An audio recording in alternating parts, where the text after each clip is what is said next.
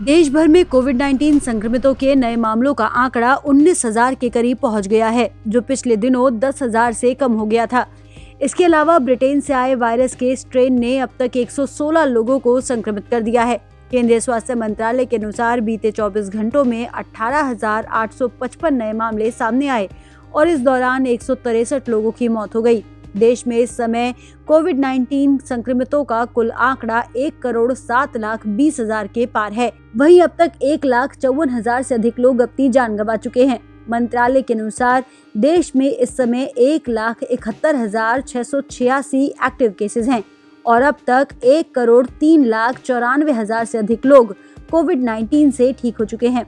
आपको बता दें कि हर दिन आने वाले मामलों में 78% की साझेदारी 7 राज्यों केरल, महाराष्ट्र, छत्तीसगढ़, बिहार, कर्नाटक, तमिलनाडु और गुजरात की है। गौरतलब है कि देश भर में 16 जनवरी को कोविड-19 वैक्सीनेशन शुरू किया गया था और अब तक 28 लाख से अधिक लोगों को कोविड-19 वैक्सीन की पहली खुराक दी जा चुकी है। वहीं ब्रिटेन से फैले कोरोना वायरस के नए स्ट्रेन और यूरोपीय देशों में बढ़ते मामलों को देखते हुए सरकार ने अंतर्राष्ट्रीय उड़ानों पर प्रतिबंध 28 फरवरी तक बढ़ा दिया है। बता दें कि संक्रमण के चलते अभी नियमित अंतर्राष्ट्रीय उड़ानों पर देश में प्रतिबंध लगा हुआ है।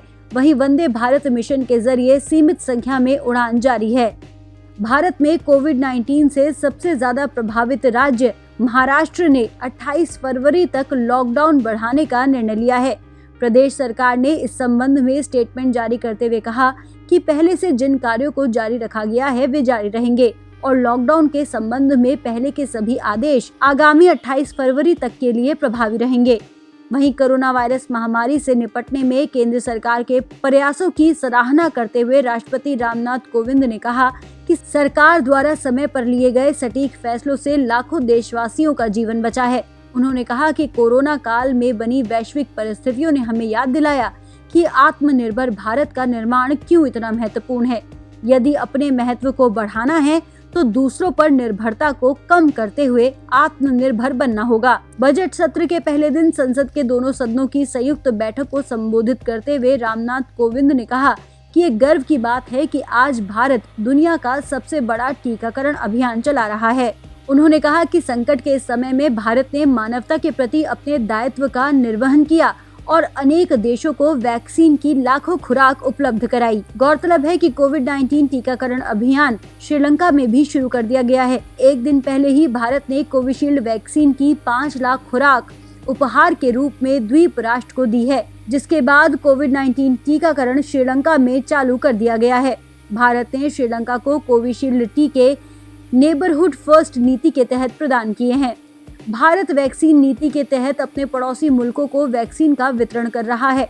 संयुक्त राष्ट्र के महासचिव एंटोनियो गुतारेस ने भारत के वैक्सीन वितरण की तारीफ करते हुए कहा कि भारत की वैक्सीन उत्पादन क्षमता आज दुनिया की सबसे अच्छी संपत्तियों में से एक है। उन्होंने वैश्विक आपदा संकट से निपटने के लिए दुनिया भर के देशों को वैक्सीन की आपूर्ति के लिए भारत की सराहना की। भारत ने वैक्सीन मैत्री के पहले चरण के अंतर्गत 55 लाख वैक्सीन खुराक 9 देशों तक पहुंचाई है। इसके अलावा अनुबंध के जरिए भी वैक्सीन के सप्लाई को दूसरे मुल्कों तक पहुंचाया जा रहा है। आपको बता दें कि भारत धीरे धीरे WHO की कोवैक्स फैसिलिटी को भी वैक्सीन सप्लाई करेगा। कोवैक्स एक वैश्विक पहल है जिसके जरिए सभी मुल्कों को एक समान वैक्सीन पहुंचाना सुनिश्चित करने का प्रयास किया जा रहा है। भारत में बनी 2 वैक्सीन कोविशील्ड और कोवैक्सीन को इमरजेंसी इस्तेमाल की अनुमति मिलने के बाद अब दुनिया की सबसे बड़ी वैक्सीन निर्माता company serum institute of India ने DCGI से नोवावैक्स कोरोना वायरस वैक्सीन का एक छोटा घरेलू परीक्षण करने की अनुमति मांगी है। ये दूसरी कोविड-19 वैक्सीन होगी जिसका निर्माण SII कंपनी स्थानीय स्तर पर करेगी। वहीं ब्रिटेन में हुए ट्रायल में नोवावैक्स वैक्सीन को कोरोना वायरस के खिलाफ 89% प्रभावी पाया गया है। ब्रिटेन के ही वैज्ञानिकों का ये दावा है कि ये वैक्सीन देश में पाए गए कोरोना के नए स्ट्रेन के खिलाफ भी प्रभावी है। वहीं प्रधानमंत्री नरेंद्र मोदी ने वर्ल्ड इकोनॉमिक्स फोरम के वर्चुअल दावोस समिट को संबोधित करते हुए कहा कि अभी हमारे पास भारत में बनी 2 वैक्सीन मौजूद हैं।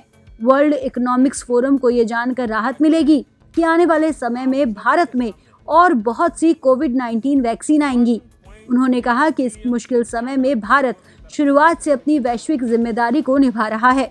जब बहुत से देशों में एयर स्पेस बंद था, तब भारत ने 1 लाख से ज्यादा नागरिकों को उनके देशों तक पहुंचाया और 150 से ज्यादा देशों में जरूरी दवाइयों को डिलीवर किया।